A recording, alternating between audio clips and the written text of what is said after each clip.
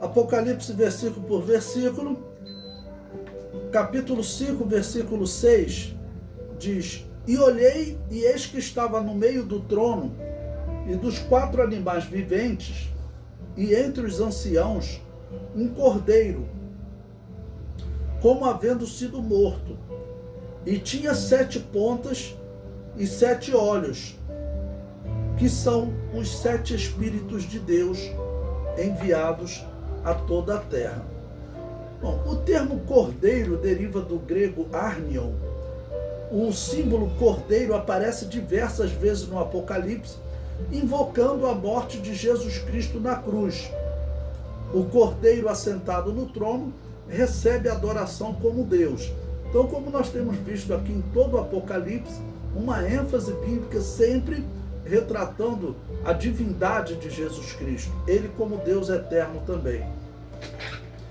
Bom, então no capítulo anterior nós vimos Jesus Cristo como leão e agora também como cordeiro, ou seja, o leão é também o cordeiro. Este texto responde à grande indagação dos judeus: se Jesus é o Messias, por que ele não venceu o mal? Existe na história até debates que os judeus fizeram com os cristãos, ainda hoje ocorrem alguns debates. Existe um momento que a Igreja Católica convocou os rabinos para tentar argumentar com eles, e o principal argumento dos rabinos nos debates olha, ele não reconstruiu o templo, ele não venceu o mal, então ele não é o Messias. Mas esse momento em que o Messias é apresentado como leão e como cordeiro, responde essa questão. Por quê? A resposta está na forma de vencer o mal. Jesus é cordeiro e leão. Veio como cordeiro, virá outra vez como leão. Como cordeiro, serviu com sacrifício vivo para resgatar a humanidade. Como leão, concretizará esse resgate, pois resgatará a terra para o seu verdadeiro dono, que é Deus, o Deus Altíssimo.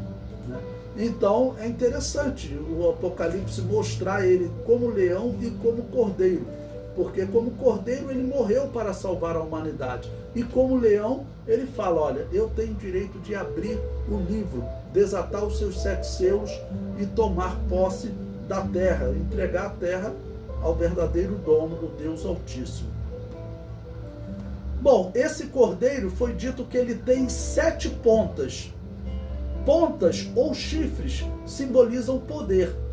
As 4 pontas do altar dos holocaustos simbolizam o poder do sacrifício da cruz. No Salmo 118, versículo 27, está escrito: Deus é Yahvé que nos concedeu a luz. Atai a vítima da festa com cordas e levai-a até os ângulos do altar, ou até as pontas, ou ainda até os chifres do altar. Porque o altar dos holocaustos era a peça que ficava logo na entrada do pátio. E ali as vítimas eram presas, onde elas seriam mortas, e claro, aquela morte era o que resultava no perdão dos pecados do ofertante. As 4 pontas do altar do incenso simbolizavam o poder da oração. O altar do incenso tinha esse simbolismo, que era oração, intercessão. E ele também tinha 4 pontas ou 4 chifres. E qual era o simbolismo? Se o primeiro representava o poder do sacrifício da cruz, porque representava que Jesus, o Cordeiro, morreria na cruz, e tem o poder, essa morte tem o poder de resgatar a humanidade para Deus. O altar do incenso, como ele simboliza oração, vamos lembrar que o altar do incenso, qual era a função dele? O sacerdote levava, vou citar o dia da expiação, que é o sacrifício completo. No restante do ano, ele não entrava no Santo dos Santos, mas no dia da expiação ele entrava. Então o sacerdote levava o sangue até o altar do incenso, colocava nas 4 pontas do altar do incenso. Depois ele pegava o incensário, colocava o braço por trás do véu e enchia o Santo dos Santos daquela fumaça para representar intercessão. Depois ele entrava no Santo dos Santos, agora com ele já repleto de fumaça. Então assim era uma intercessão pelos pecados dele, para ele não morrer, e ele assim executava a intercessão pelos pecados do povo, lançando o sangue sobre o propiciatório. Então o altar do incenso tinha esse simbolismo, e as suas 4 pontas falam do poder da oração. E o que simboliza então o cordeiro com 7 pontas? O Cordeiro de Deus possui 7 pontas, simboliza que ele possui um poder perfeito.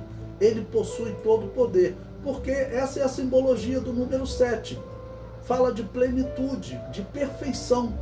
Então, plenitude, perfeição, Jesus Cristo, ele tem todo o poder, ele tem o poder perfeito. Ele é leão e cordeiro, também é altar e sacerdote. Em Hebreus 7:25 diz: portanto, pode também salvar perfeitamente os que por ele se chegam a Deus, vivendo sempre para interceder por eles. Então, o altar do incenso, o altar, ele tinha esses chifres que simbolizavam o poder da oração, o poder da intercessão. Então, Jesus Cristo é esse altar também, porque ele intercede por nós. E ele também é o sacerdote que apresenta o sacrifício. Também aparecem 7 olhos no cordeiro. Simboliza o olhar perfeito com o qual o cordeiro vê todas as obras dos homens. Bom, como que os 7 olhos de Deus aparecem na história bíblica? Eu destaquei aqui 2 momentos para nós. Veja, os 7 olhos de Deus aparecem em 2 momentos importantes na história do povo de Deus. Em primeiro, quando o sacerdote é acusado por Satanás, Deus anuncia que pôs uma pedra diante do seu sacerdote e anuncia que tirará a iniquidade da terra. Estão retratando aqui as visões de Zacarias, né? Zacarias 3:9 diz: porque eis aqui a pedra que pus diante de Josué. Sobre esta pedra única estão 7 olhos. Eis que eu esculpirei a sua escultura, diz Yahvé dos exércitos, e tirarei a iniquidade desta terra em um dia. Você lendo esse capítulo 3, o sumo sacerdote Josué estava sendo acusado por Satanás, né? Então, aparecem esses 7 olhos de Deus, né? Diante da pedra que Deus estabeleceu. Quem é a pedra? É Jesus Cristo. A pedra sobre a qual esse edifício que é os salvos, né, está edificada. Então, Deus diz que vai tirar a iniquidade dessa terra em um dia. Então, a primeira simbologia de Jesus Cristo aparecendo lá, esse cordeiro aparecendo com 7 olhos, significa que ele está olhando todas as acusações que Satanás faz aos seus servos e ele tirará o pecado, tirará a mancha, todo o resultado da iniquidade dessa pessoa em um dia. Ou seja, a acusação de Satanás tem que acabar. Em segundo lugar, para falar que Deus colocou um prumo na mão do seu ungido. Também Zacarias, capítulo 4, versículo 10, em outra visão, ele diz: porque quem despreza o dia das coisas pequenas? Pois esse se alegrará, vendo o prumo na mão de Zorobabel. São os 7 olhos de Yahvé que discorrem por toda a terra. Então Zorobabel, ele era o governador, ele era um descendente de Davi, mas ele não podia reinar, porque Ciro Persa não autorizou um rei naquele momento em Canaã, autorizou ele apenas como governador. E quando ele está com um prumo na mão para executar o trabalho, a construção do muro, né, todo o trabalho na casa do Senhor, fazendo com que as coisas não ficassem tortas, o que simboliza isso? Simboliza as nossas vidas, simboliza que o Cordeiro de Deus, como tendo prumo nas mãos, ele constrói a nossa vida como vidas retas diante de Deus. E então ele declara bem claro quem são,